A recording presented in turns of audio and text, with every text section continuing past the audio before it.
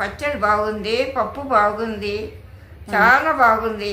బజ్జీలు కూడా బాగున్నాయి. బజ్జీలు ఏమో మీ కొడుకు చేసిర్రు, నా కొడుకు బజ్జీలు చేసిండు, నా కోడలు పచ్చడి పప్పు చేసిండు. మంచిగా ఉంది, కడుపు నిండా తిన్నా నేను ఈరోజు. Hi friends, Santoshi family and వ్లాగ్స్కి స్వాగతం అండి. ఈరోజు వీడియోలో టాపిక్ వచ్చేసి ఏంటి అంటే టైలరింగ్ చేయడం వల్ల వచ్చే రోగాలు అని చెప్పి నేను ఒక వీడియో చేశాను కదా, దాని గురించి ఇంకా డీటెయిల్గా మాట్లాడుకుందామండి. అంతకంటే ముందు నేను ఇక్కడ టమాటా పచ్చడి అయితే చేసి చూపిస్తాను. చాలా బాగుందండి, చాలా ఈజీ ప్రాసెస్లో చేసుకోవచ్చు. అంటే మనకి ఫేమస్ షెఫ్ విస్మయ్ ఫుడ్ ఉన్నారు కదండి, సో ఆ ఛానల్లో చూసి అయితే చేశాను అనమాట. కొంచెం నా టచ్ కూడా ఇచ్చాను అందులో, ఎందుకంటే కొంచెం ఇంకా ఆటోమేటిక్గా వచ్చేస్తుంటాయి కదా మన ఆలోచనలు అందులో. సో అలాగా వేశాను, కానీ ఎంత బాగుందంటే డెఫినెట్గా ట్రై చేయండి. ఖచ్చితంగా అన్నం ఊరికి ఓన్లీ పచ్చడితోనే తినేయచ్చు అనమాట, అంత బాగుంది. సో ఇక్కడ ఫస్ట్ వచ్చేసి దానికోసం నేను ఇక్కడ పల్లీలు అయితే వేయించుకున్నానండి. చూసారు కదా, కొన్నే వేయించాను, మరి ఎక్కువ కూడా అవసరం లేదనమాట.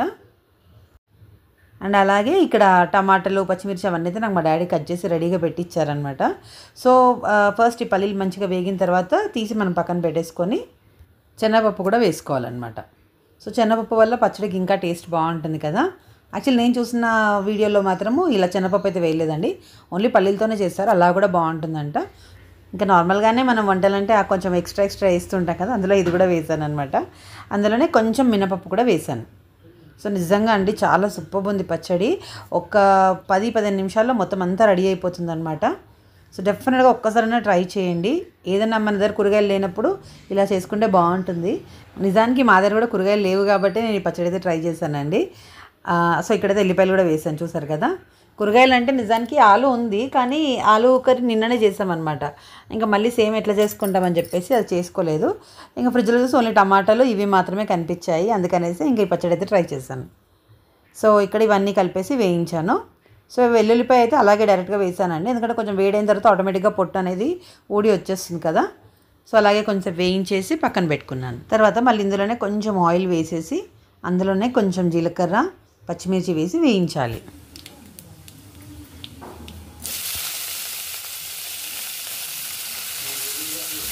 ఇలా కొంచెం వేగిన తర్వాత మనం కట్ చేసుకునే టమాటాస్ ఉన్నాయి కదా, అవి ఇందులో వేసి అది కూడా వేయించాలి. సో చాలా సింపుల్ ప్రాసెస్ అని చూసారు కదా. కొన్ని ఐటమ్స్ ఎక్కువ కూడా అవసరం లేదు, కానీ ఇంత సింపుల్ ప్రాసెస్లో చేసినా కూడా టేస్ట్ అనేది చాలా సూపర్ ఉందండి. సో మళ్ళీ ఇది కూడా కొంచెం మగ్గిన తర్వాత ఇందులోనే కొంచెం అంత ఉప్పు అండ్ కొంచెం పసుపు వేసేసి వేయించుకోవాలి. సో నార్మల్గా టమాటా పచ్చడి అంటే అందరికీ తెలిసిందే ఉంటుంది కదండి, అయితే మేము ఎక్కువగా మాత్రము నువ్వులతో చేస్తామన్నమాట. నువ్వులు, పల్లీలు కూడా వేస్ట్ చేస్తాము, కాకపోతే ఈసారి నేను కొంచెం డిఫరెంట్గా చేద్దామని చెప్పేసి ఈ శనగపప్పు అదైతే వేసాను. నువ్వులు పల్లీలతో చేసిన కూడా చాలా బాగుంటుందని, మొత్తం సేమ్ ప్రాసెస్, కాకపోతే పల్లీలు వేయించుకున్నప్పుడు నువ్వులు కూడా వేయించేస్తాను, మిగిలిందంతా సేమ్ ప్రాసెసే ఉంటుంది. కానీ ఇందులో ఇంకొక ఎక్స్ట్రా ఐటమ్ కూడా యాడ్ చేశాను, అది వచ్చేసి కొత్తిమీర అండి. సో కొత్తిమీర నార్మల్గానే మనం వేస్తే పిల్లలు ఎక్కువ తినరు కదా, సో ఈ విధంగా మనం పేస్ట్ లాగా చేసేసామంటే ఇష్టంగా కూడా తింటారు అండ్ హెల్తీ కూడా కదండి. సో ఈ విధంగా కొత్తిమీరని బాగా కడిగేసుకొని ఇందులో వేసి వేయించుకోవాలి.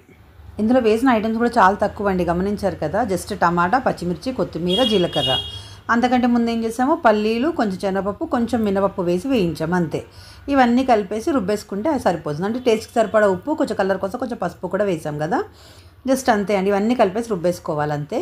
అయితే నేను ఇక్కడ రుబ్బినప్పుడు మాత్రం కొంచెం పేస్ట్ లాగా చేశాను, కానీ నిజానికైతే ఇంకొంచెం గట్టిగా ఉంటే బాగుంటుంది. అయితే నాకు కొంచెం అర్జెంట్ ఉండే అని చెప్పేసి నేనేం చేశానంటే కొంచెం వేడి పూర్తిగా తగ్గకముందే మిక్సీలో వేసి రుబ్బేశానండి. కానీ అలా కాకుండా పూర్తిగా చల్లబడిన తర్వాత రుబ్బుంటే ఇంకా బాగుండేది అనిపించింది. అంటే టేస్ట్ అయితే యాజ్ యూజువల్ సూపర్ అండి, కాకపోతే ఇంకొంచెం గట్టిగా ఉంటే అన్నంలోకి ఇంకా బాగుంటుండే అన్నట్టుగా ఒక చిన్న ఫీలింగ్ అనిపించింది అనమాట. సో నెక్స్ట్ టైం చేసేటప్పుడు ఖచ్చితంగా అలాగే చేస్తాను. సో ఇంతే అండి, ఇప్పుడు మొత్తం మగ్గే వరకు ఆగి మగ్గిన తర్వాత తీసి రుబ్బడమే.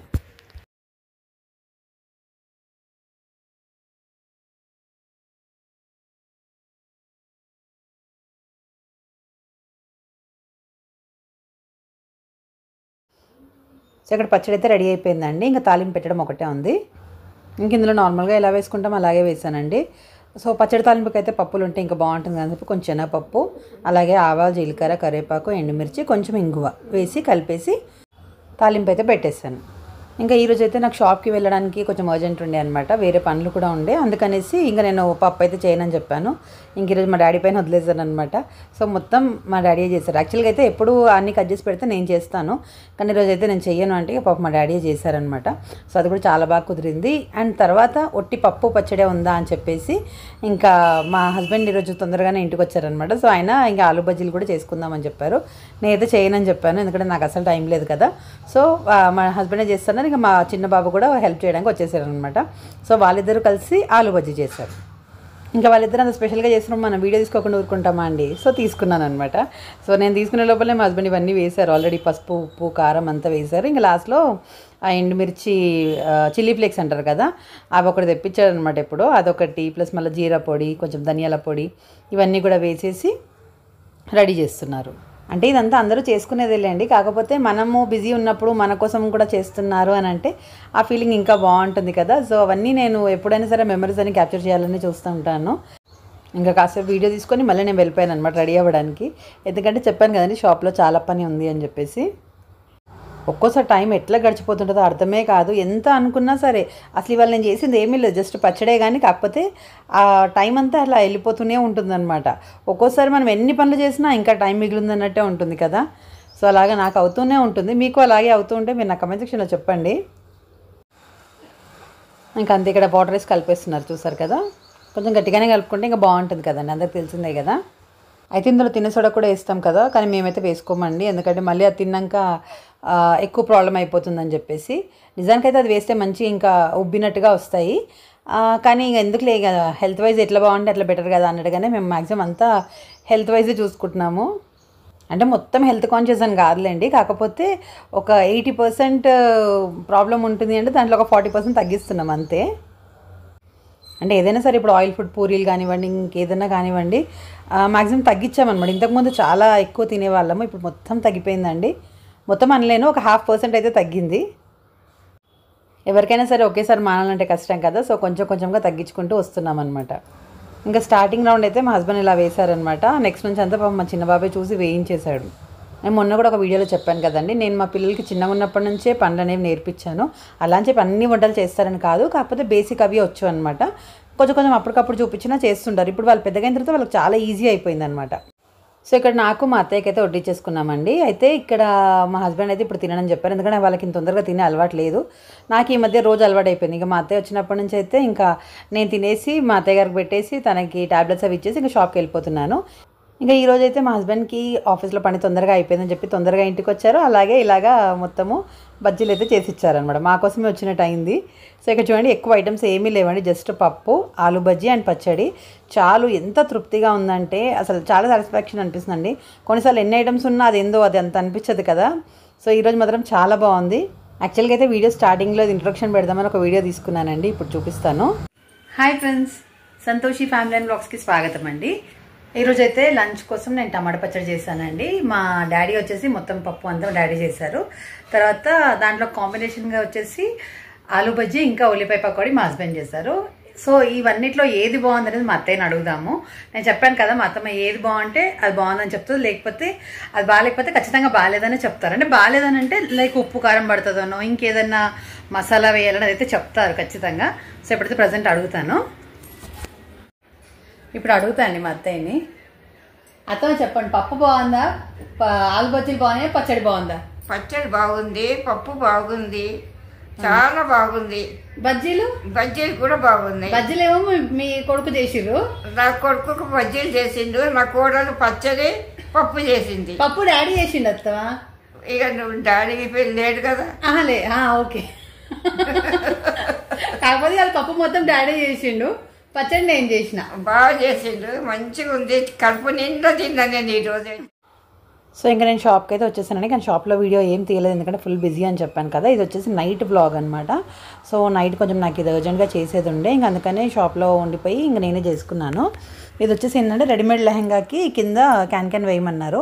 సో నేను సపరేట్గా చేస్తాను అనుకున్నాను, కానీ అసలు టైం అస్సలు లేదండి. ఇంకా నేను కస్టమర్కి అయితే చెప్పేసి ఇలాగా రెడీమేడ్ లెహంగాకి డైరెక్ట్గా క్యాన్ నెట్ అయితే వేసాను. ఎందుకంటే సపరేట్ చేయాలంటే మళ్ళీ ఆ క్లాత్ ఎక్స్ట్రా క్లాత్ అంతా కావాలి. లైనింగ్ నేను తెచ్చుకున్నాను కానీ ఇక్కడ హైట్కి సరిపోలేదన్నమాట. సో ఇంకా మళ్ళీ ఇంకా నాకు అవన్నీ తెచ్చుకునే ఓపిక కూడా లేదు అండ్ టైం కూడా లేదు. సో నేను అందుకని మళ్ళీ సండే కావాలని చెప్పారనమాట వాళ్ళు. ఇది ఇప్పుడు సాటర్డే నైట్ కదండి. సో ఇంకా నేను ఉన్నదాన్ని ఎట్లా అడ్జస్ట్ చేస్తున్నానో చూపిస్తాను. అంటే చాలా ఈజీగా ఉంటుంది. నేను క్లియర్ వీడియో మళ్ళీ సంతోష్ టైలర్స్ ఛానల్లో పెడతానండి. ఎవరికైనా సరే చాలా ఈజీగా అర్థమవుతుంది అనమాట. అంటే మళ్ళీ దీనికి కొలతలు అవి ఏది అవసరం లేదు.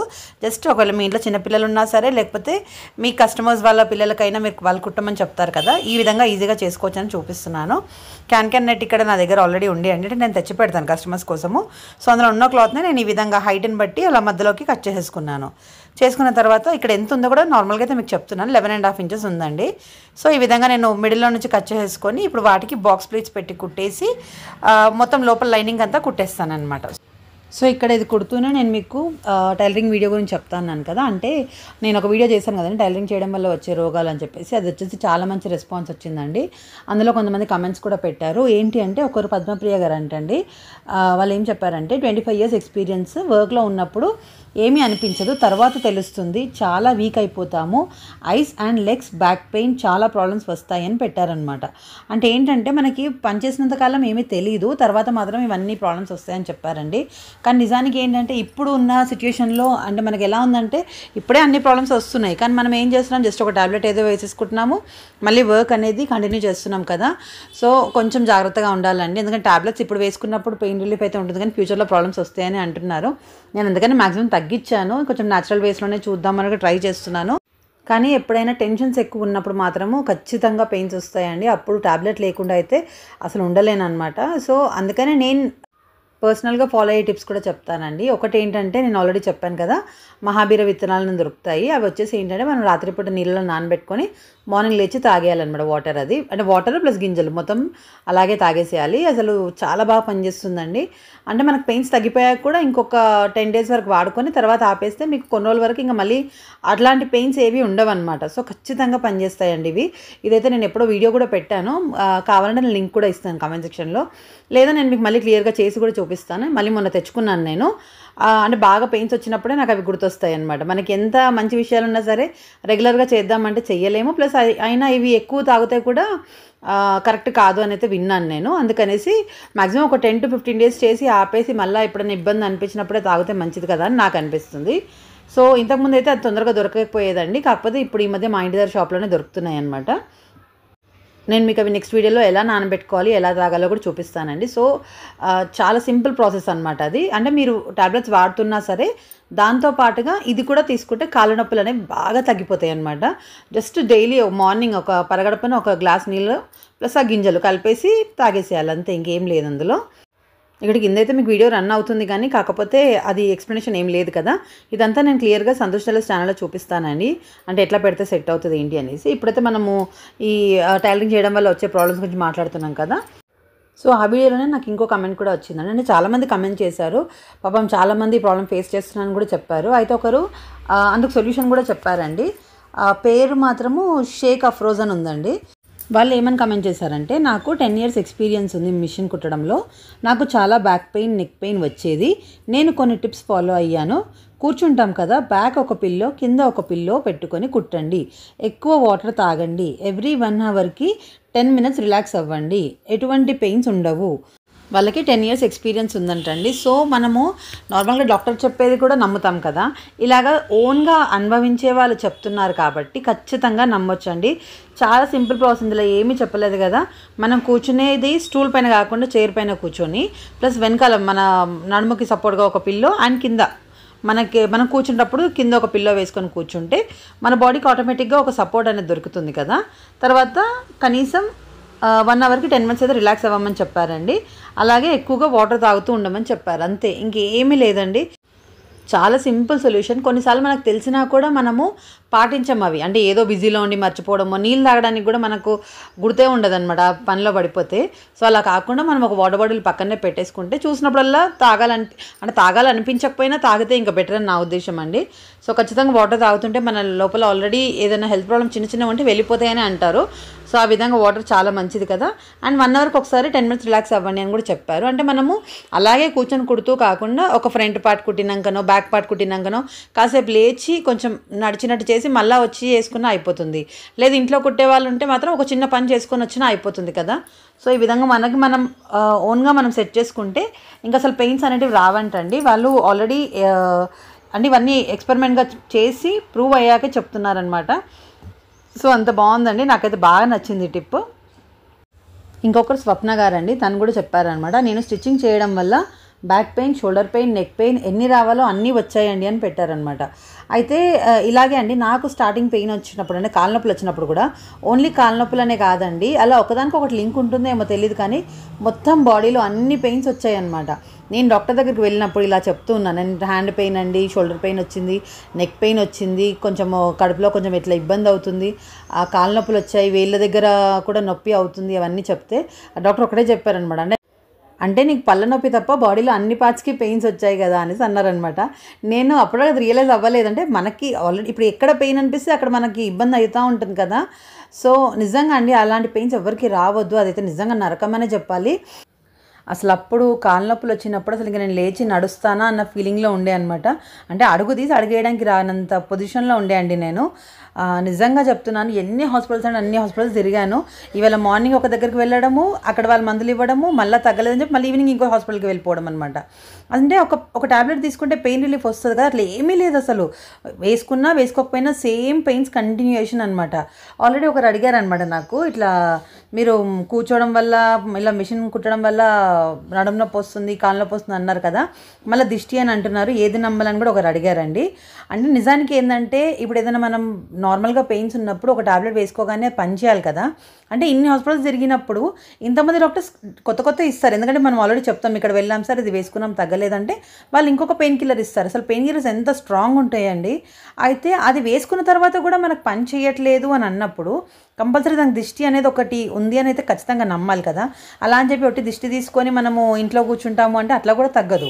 సో 2 పని చేస్తాయండి. నేను అందుకనే చెప్తున్నాను, దిష్టి ఉంటుంది ప్లస్ మళ్ళీ ఇలాగా ట్రీట్మెంట్ కూడా కావాలన్నమాట. ఆల్రెడీ నాకు వచ్చిన కమెంట్స్లో వేరే వాళ్ళు కూడా చెప్పారండి. నాగజ్యోతి గారు కూడా 10 years ఎక్స్పీరియన్సెస్ నిజంగా దిష్టి ఉంటుంది, I'm also facing some problems. చూసారు కదా, అది ఎక్స్పీరియన్స్ అయిన వాళ్ళకే తెలుస్తుందండి.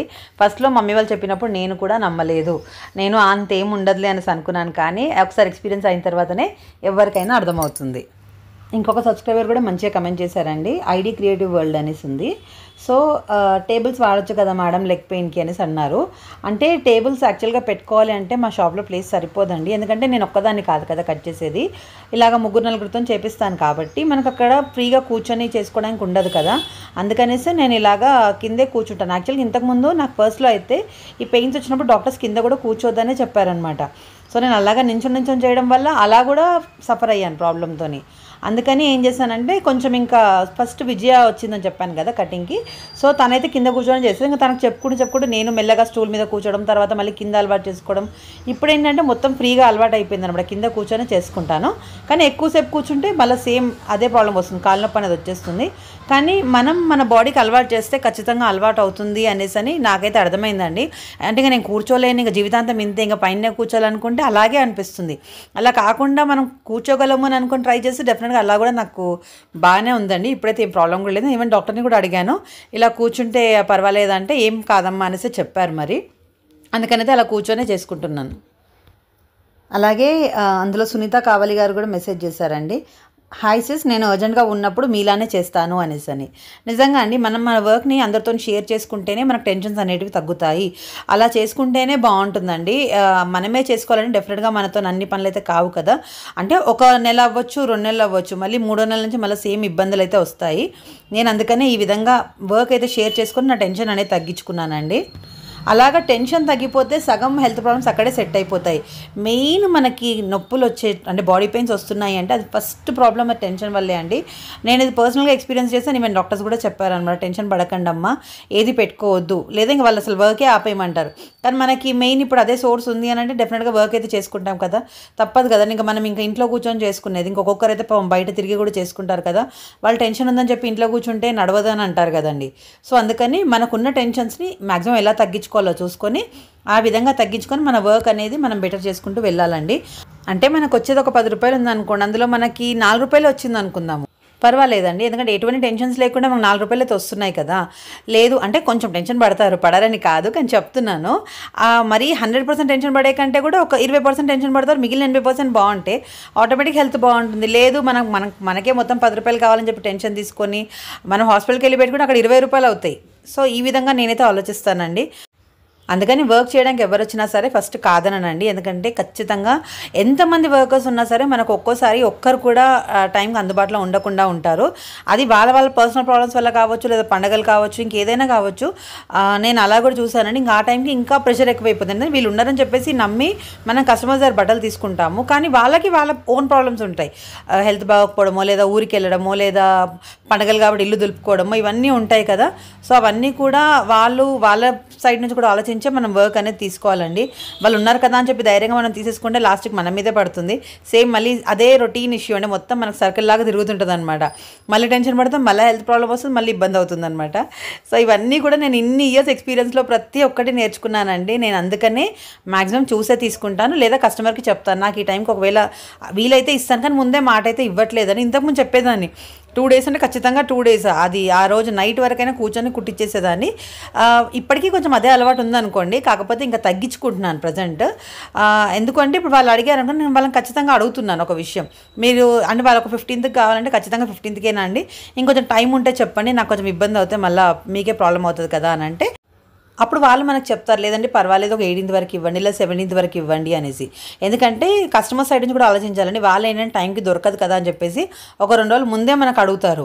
అలా కాకుండా మనం కొంచెం రిక్వెస్టింగ్, అంటే మన మీద వాళ్ళకి నమ్మకం ఉంటే, మనం ఖచ్చితంగా టైంకి ఇస్తామని నమ్మకం ఉంటే వాళ్ళు మనకు కరెక్ట్ డేట్ కూడా చెప్పేస్తారండి. సో మనం ఒక మాట అడగాలి కదా, వాళ్ళు చెప్పిందే నమ్మేసి ఖచ్చితంగా ఈ టైంకి ఇస్తామని మనం ఒప్పుకోవద్దు కదా. ఇవన్నీ కూడా నాకు డైలీ ఎక్స్పీరియన్స్ త్రూవే వచ్చాయండి. సో అవన్నీ మీతో షేర్ చేసుకుంటున్నాను. మీకు కనుక నా వీడియో నచ్చితే ప్లీజ్ లైక్ చేయండి, షేర్ చేయండి. ఛానల్ని కొత్తగా ఎవరైనా చూసినట్టయితే మాత్రం ప్లీజ్ సబ్స్క్రైబ్ కూడా చేసుకోండి. Thank you so much for watching.